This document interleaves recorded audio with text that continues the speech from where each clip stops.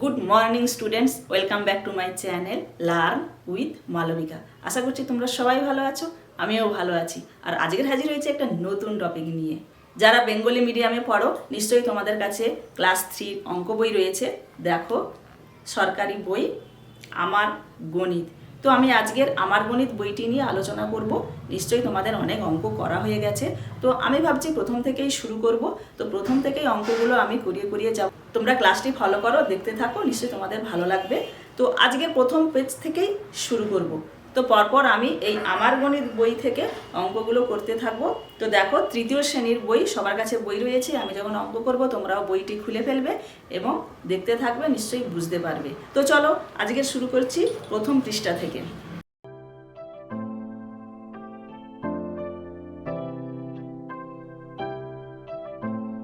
তো যারা সরকারি স্কুলে পড়ো তাদের কাছে এই বই রয়েছে। তো আমার গণিত পশ্চিমবঙ্গ সরকারের বই।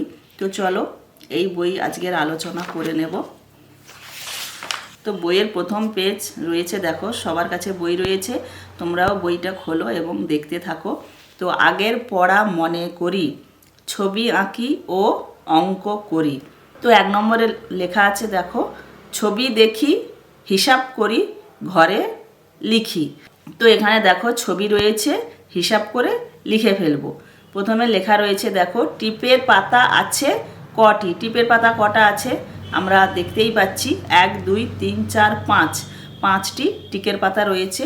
তো ফাঁকা ঘরে আমি 5 লিখে নেব, 5টি। প্রত্যেক টিপের পাতায় কটি টিপ আছে। তো প্রত্যেক পাতায় কটি আছে গুনে নিতে হবে। তো চলো, 1 2 3 4 5 6 7 8 9 10, 10টা করে রয়েছে। দেখো 1 2 3 4 5 6 7 8 9 10। তাহলে দেখো প্রত্যেকটাতে গুনলে দেখতে পাবে সব 10টি করে রয়েছে। এখানে 4 5 6 7 8 9 10, 4 4 8 9 10, 3 3 6 7 8 9 10। তাহলে তোমরা বইতে সুন্দর করে গুনেও দেখে নেবে। প্রত্যেক টিপের পাতায় 10টি টিপ আছে, ফাঁকা ঘরে 10 লিখে নেব। মোট কটি টিপ রয়েছে তাহলে আমরা বুঝতেই পারবো, 10 5 50টি টিপ আছে। মা 2টি টিপ নিয়ে নিলেন, তাহলে 50 থেকে 2 চলে যাবে। 50 থেকে 2 চলে গেলে কটা হবে বলো তো?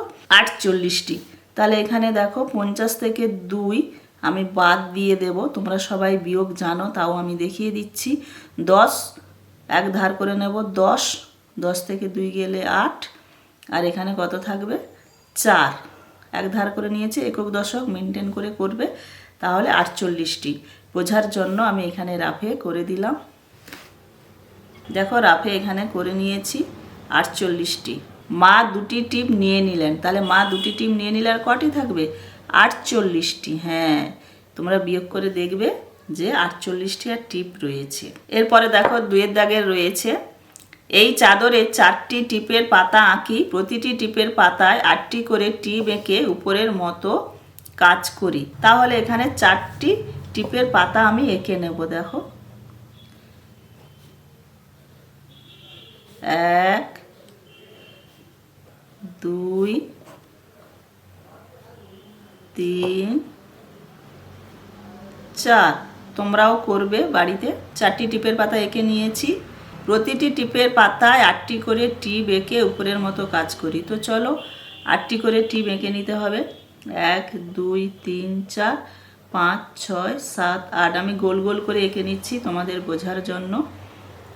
1 2 3 4 5 6 7 8। 1 2 3 4 5 6 7 8। 1 2 3 4 5 6 7 8।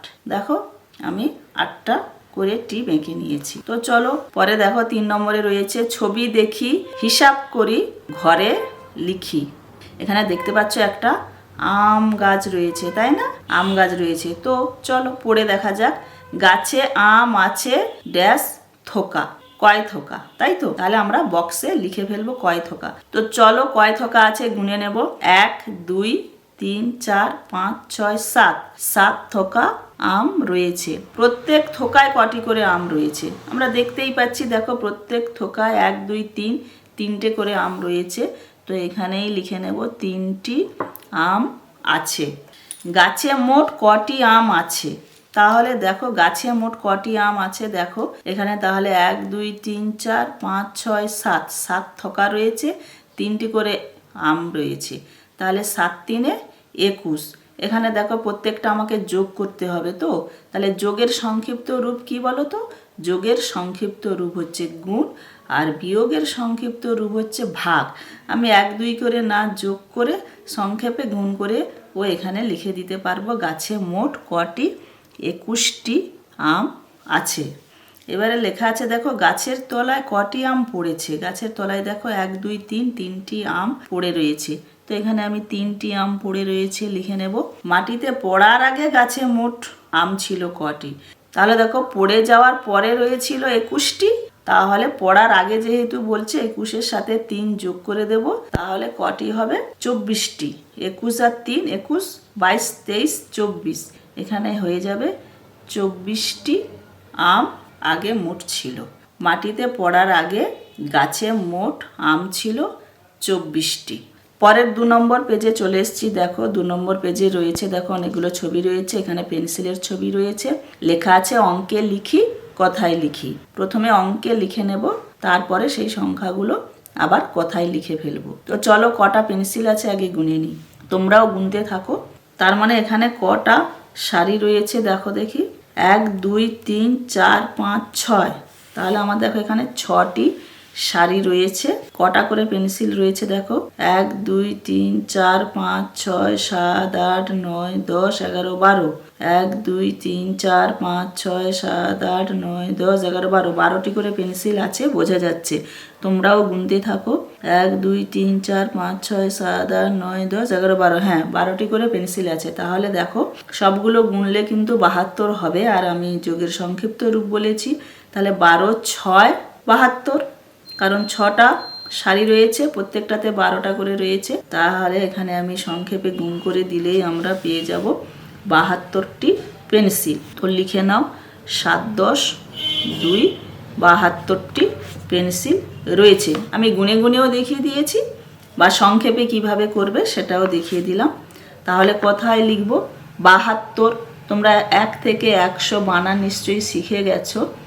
72, বয়াকার হয়াকার তয় তয় র, 72। তো আমরা 72 বানানটা লিখে নিলাম।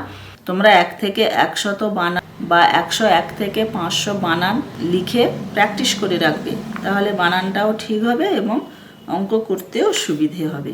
তো দেখো পরে নিচে রয়েছে পুঁতি। পুঁতিগুলো মনে হয় কম বেশি রয়েছে, তো সবগুলোই গুনতে হবে, তো তোমরাও গুনতে থাকো।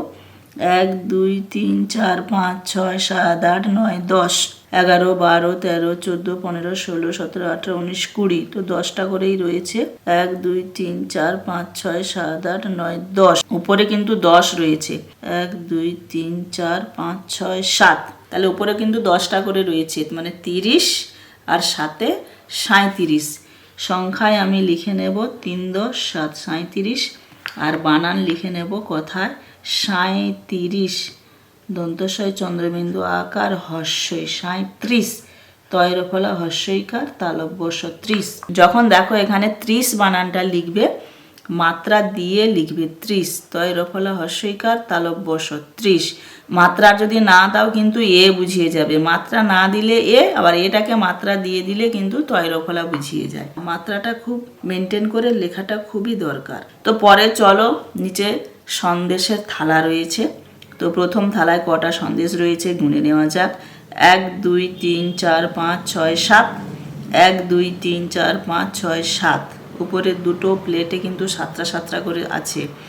1 2 3 4 5 6 7 8 9, এখানে কিন্তু 9টা রয়েছে। 7 7 14, উপরে কিন্তু 14 হয়ে গেল, আর এখানে 9 হয়ে গেল।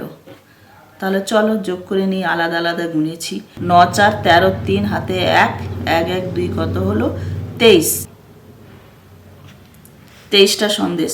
তো আমরা বানান করে লিখে নেব 23, তয় একার হস্যই তালব্য 23। বেলুনের ছবি রয়েছে, কটা বেলুন আছে আমরা গুনে নেব। 1 2 3 4 5 6 7 8 9 10 11 12 13 14, তাহলে দেখো 14টি বেলুন রয়েছে, সংখ্যায় লিখে নেব, বানানও লিখে নেব 14, চয়ৌকার দয় দ 14।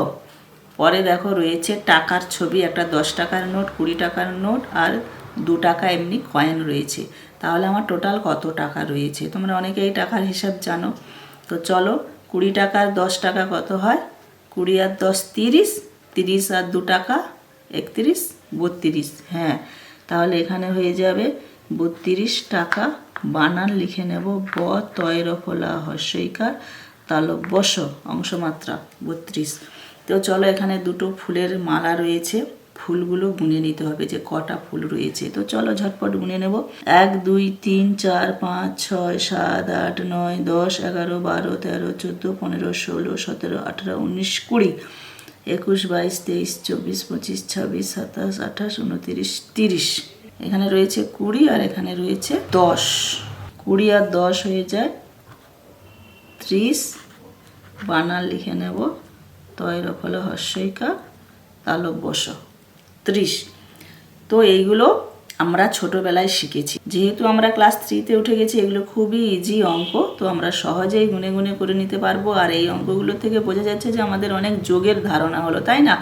যোগ করতে দিয়েছে, তো আমরা তো যোগ শিখে গেছি, তাই আলাদা করে আর যোগ করলাম না, মুখে মুখে যোগ করে পুরোটা গুনে যোগ করে দিয়েছি। কারণ আমরা গোনাটাও শিখে গেছি, এর মধ্যে থেকে আমরা গোনা ধারণাটাও আমাদের এসে গেছে যে আমরা গুনতে শিখে গেছি, এবং তার সাথে আলাদা আলাদা থাকলেও আমরা একসাথে যোগ করে সেটাও শিখে ফেললাম, তাই না?